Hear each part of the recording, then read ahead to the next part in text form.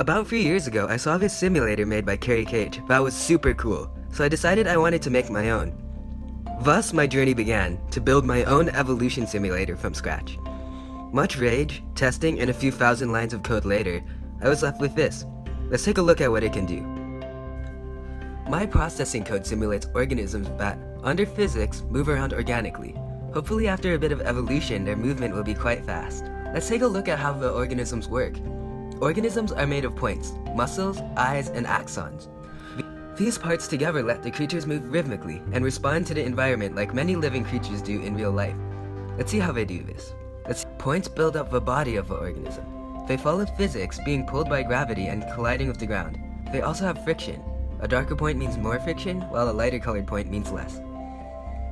Muscles hold points together and let the organism move. Muscles connect 2 points like a spring, pulling and pushing them towards a target length. Much like springs, muscles can have different strengths. A muscle with high strength is like a bone, resisting movement strongly, and is an opaque black. A muscle with less strength is more like a tendon, loosely holding points together, and is more transparent.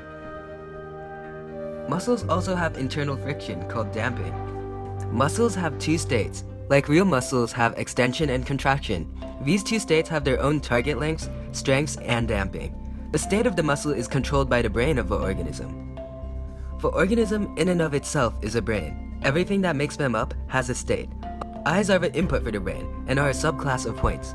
They follow physics and can connect to muscles, but they do not collide with the ground, instead activating or turning on when underground. Axons transmit the activation of the eye to other parts, such as the muscle controlling its state. They also have a delay, like real nerves do. Axons can also connect to points. Points don't only follow physics, they can also have a state. They take input from axons and sets its own activity using logic gates. The state of the point can also be further transmitted by an axon, essentially making points double as neurons. There are a few different kinds of logic gates.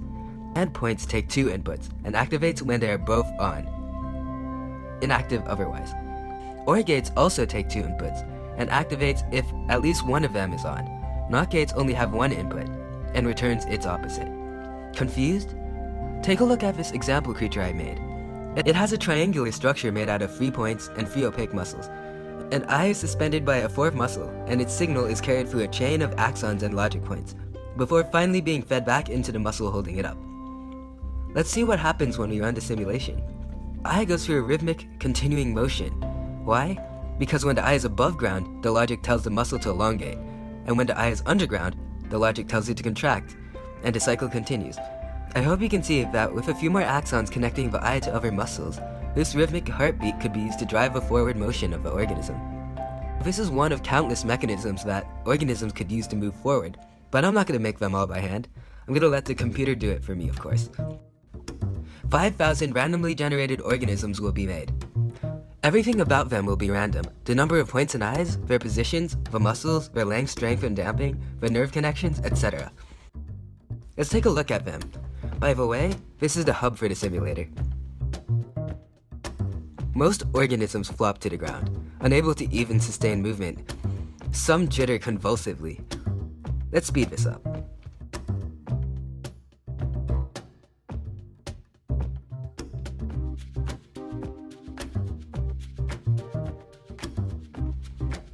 They're all quite pathetic, honestly, but we only looked at a small fraction of the 5,000 organisms.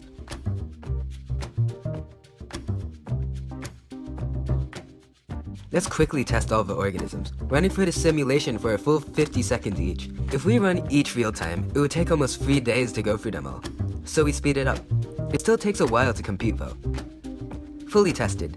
To see what organisms did the best, let's sort them from best to worst on how far right they went. By the way, we're measuring from the average of all the points. You're now seeing the best organism, and the other 9 percentile creatures, down to the worst organism. You can see how quickly the distance they travel drops off from the best. Let's take a look at the best organism. It mostly flails, but because of the eye that returns to the ground, it can keep moving. Apparently that's enough to beat the competition.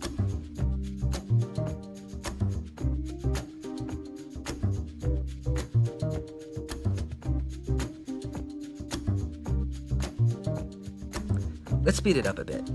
The second best creature has some structure, and kind of uses a front-facing foot to step forward.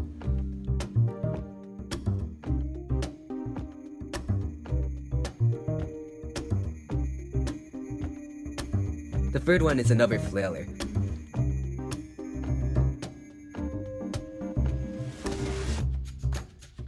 The fourth has structure like the second, and uses a back-facing foot.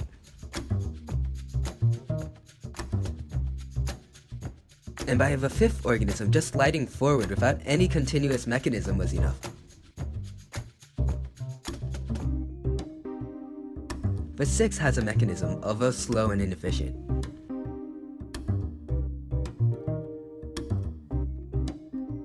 Seven is a twitchy one. Unfortunately, it has a stray, useless point that just keeps down its average distance. Let's speed it up from now.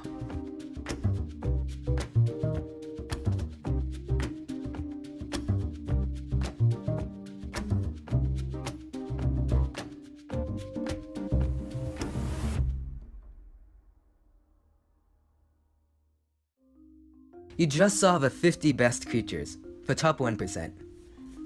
Since it's hard to visualize all the organisms at once, let's introduce some graphs. This is the histogram, and it shows how well the population did. The x-axis shows how far the creatures went. On the y-axis is the percent of the creatures that ended up in that range. The colors on the graph shows the species makeup for the organisms that made a distance.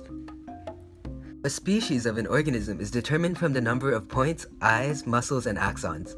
For example, this creature is S3244.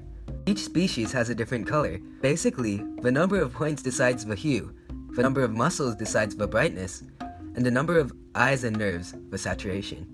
The species and colors will help visualize how these creatures will evolve. But now, the species makeup is just a random rainbow. Also, you can see that most organisms did pretty bad, but that will slowly change when we begin to evolve the creatures. On that note, let's take a look at how evolution works in my simulator. There are always 3 steps to evolution, just ask Darwin. First is natural selection, where crappy organisms die, leaving more favorable ones. Before evolution, the population looked like this. I trimmed the population by randomly killing off the bottom fraction of organisms that did the worst. It's hard to notice, but the worst creatures were just shaved off, as you can see from the histogram. Then, there is reproduction, where the living organisms multiply, spreading their genes and success across the population. In my simulator, I just cloned the best organisms. And finally, there's mutation. When organisms are mutated, new muscles and axons are made or removed. New points and eyes are made and removed too, but this is less likely. Also, all the properties of muscles, points, and axons are slightly changed. These mutations may or may not have made the organism faster. We'll have to test them again to see. After all the 3 steps, this is what the population looks like. In each step, there is a lot of randomness, and that's important to ensure variation and to give everything a chance. So the histogram is spread out again like before, but the average is slowly rising. After testing and sorting, it seems that the new best is the offspring of the best from the last generation. It looks and acts much like its parents. Its siblings likely did a lot worse though because of its chaotic ways. The next 2 are from a family we already saw, S412. Let's call them the triangle walkers. Its regular and reliable motion puts it squarely at the top again. Number 5 is a new one, also getting to the top because of its twitchiness. We've also seen this one before. Let's run through a few more generations of evolution. A small breakthrough just occurred, and there's a few more very successful organisms. The best creature is new and almost uses 2 backwards facing feet.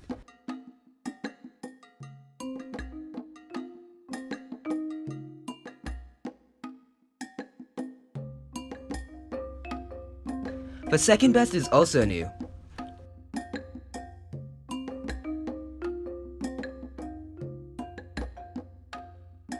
These creatures tend to use more eyes than the previous generation. I find the diversity in the creatures fascinating. Speeding it up.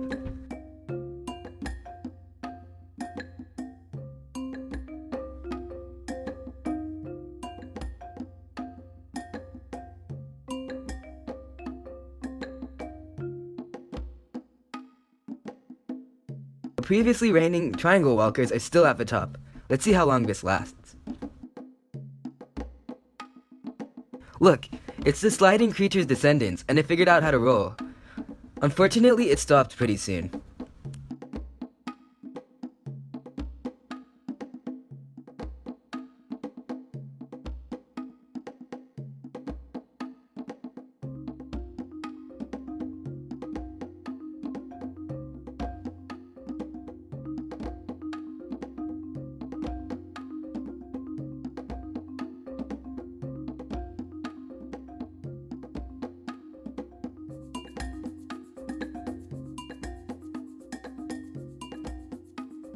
Let's keep going. Stopping at Generation 9, we can see that the triangle walkers make up the majority of the population now.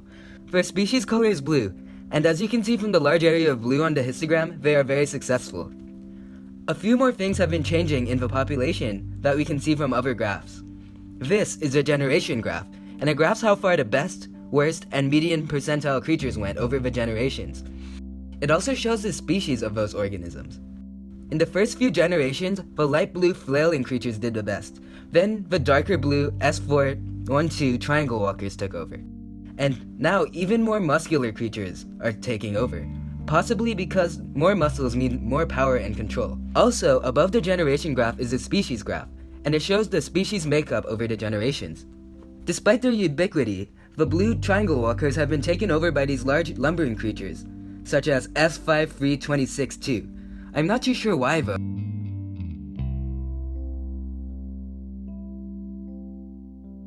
In Generation 12, the rollers have taken over again, and now can continuously roll for a long distance. And they are S3-4-18-6. These creatures are doing a lot better than the triangle walkers, and will probably take over the population.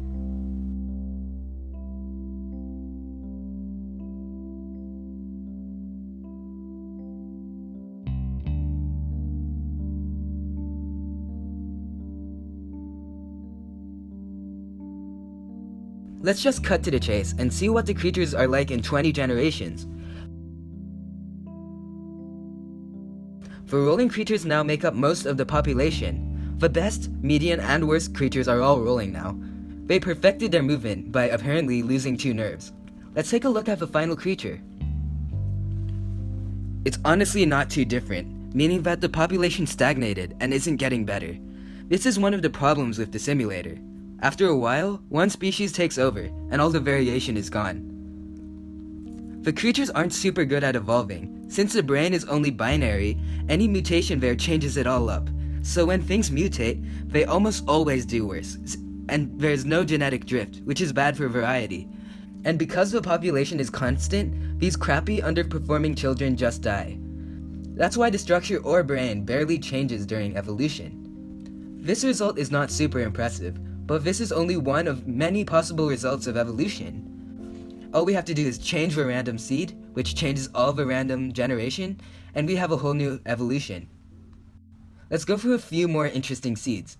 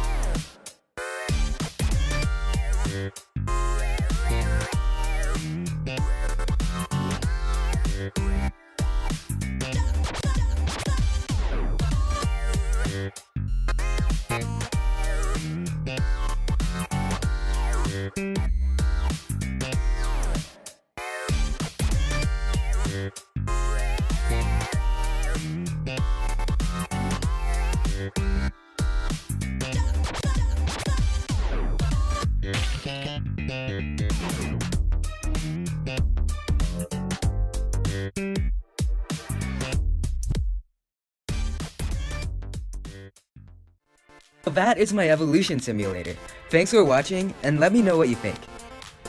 This was my first actually good YouTube video ever, and I really want to make more of them. I have a bunch of ideas for more evolution simulator videos, like canyon jumping evolution, or vertical jumping evolution, or even cooperative evolution. And by the way, if you have any ideas for making the simulator better, comment it down below. But also, watch CaryKh's evolution series if you haven't yet.